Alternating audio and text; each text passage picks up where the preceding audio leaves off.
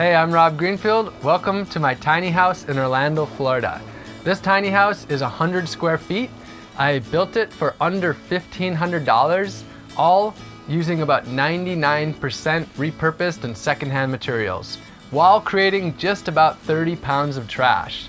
So today, I'm going to give you a tour of my simple, sustainable life and show you my homestead.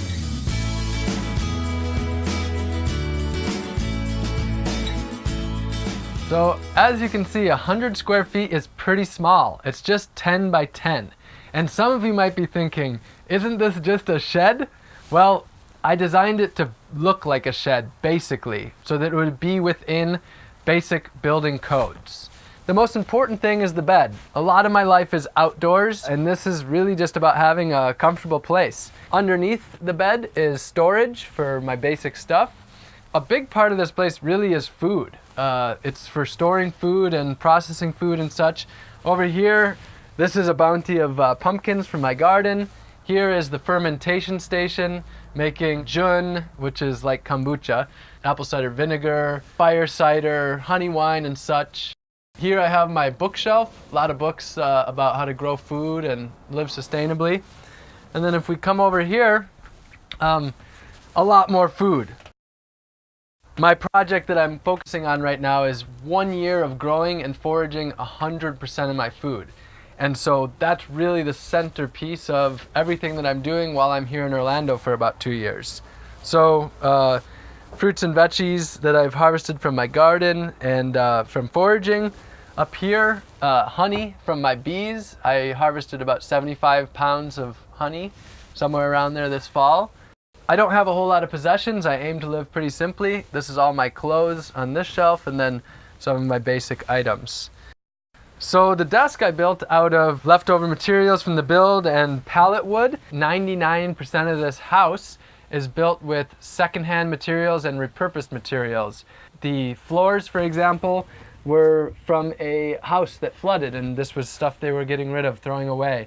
The bed is leftover wood and also flooring.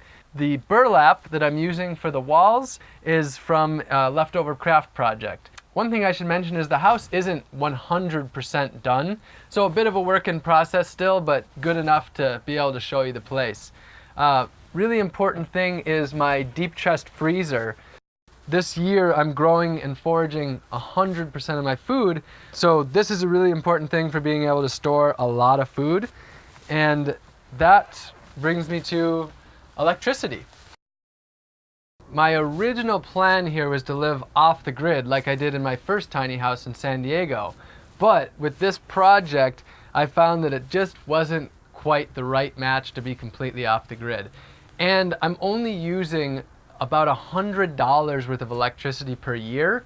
So since I'm here just for 2 years, it didn't necessarily add up to put a large solar system here when I'm using such a tiny amount of electricity. So what I have is just an extension cord that's running from here on the property. So that's pretty much the inside of the house. It's quite simple. There's not a lot to say about it because most of my time is spent outdoors, in the garden, in my community. And so let's move on to the outside. I really like having an outdoor kitchen because I enjoy being outside. And also, when I spill things on the ground, they just soak right in, which means a lot less cleanup.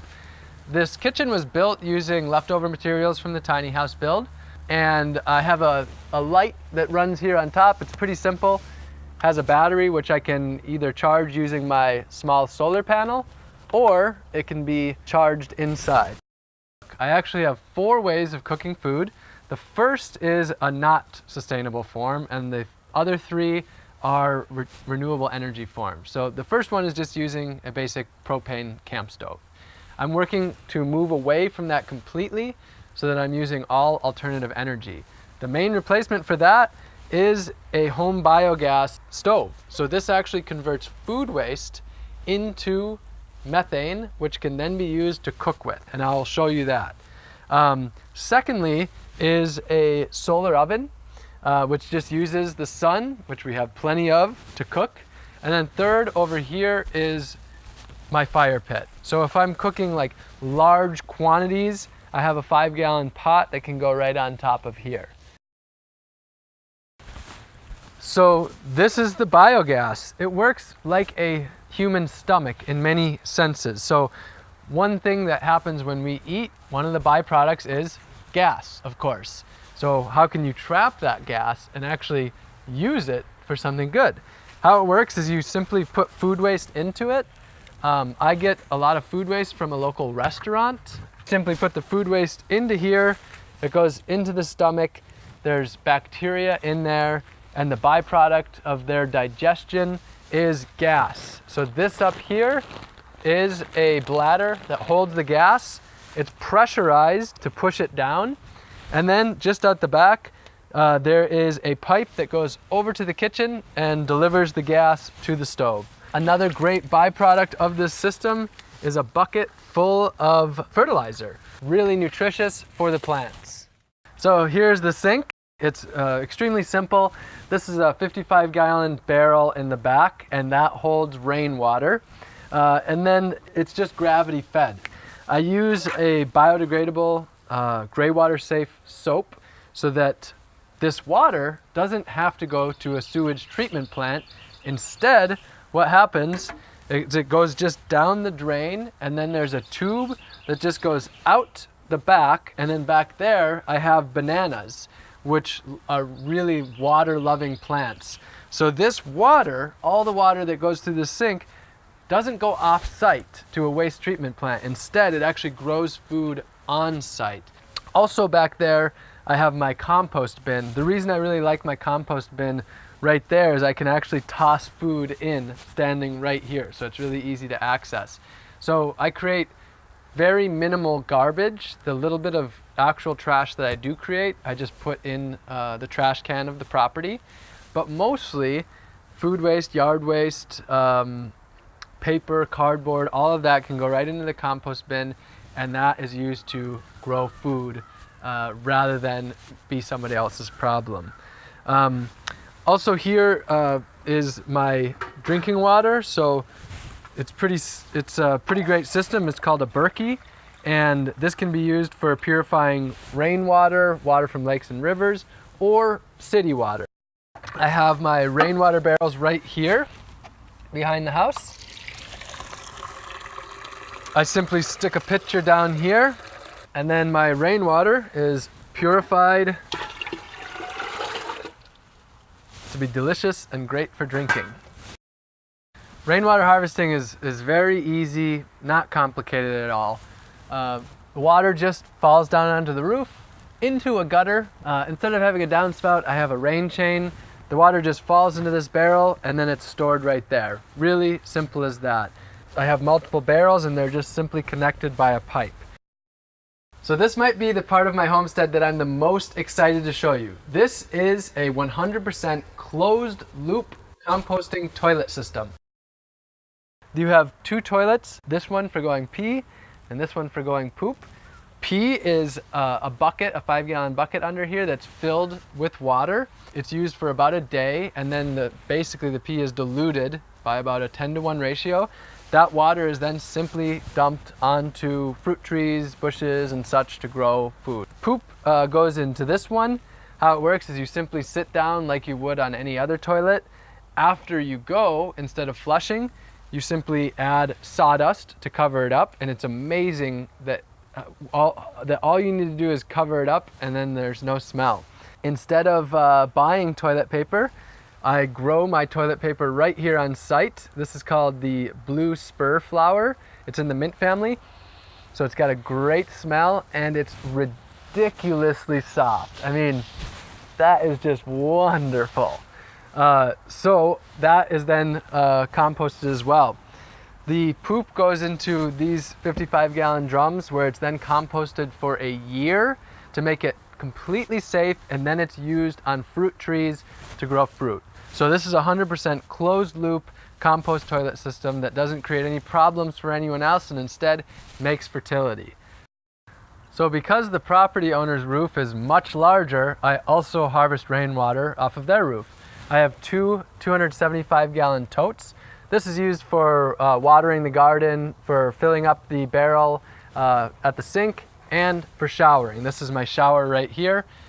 works pretty simply. I have a 5-gallon bucket down here that I fill up, and then that just goes right over, and it's just a little handheld shower using rainwater, and honestly, I love it.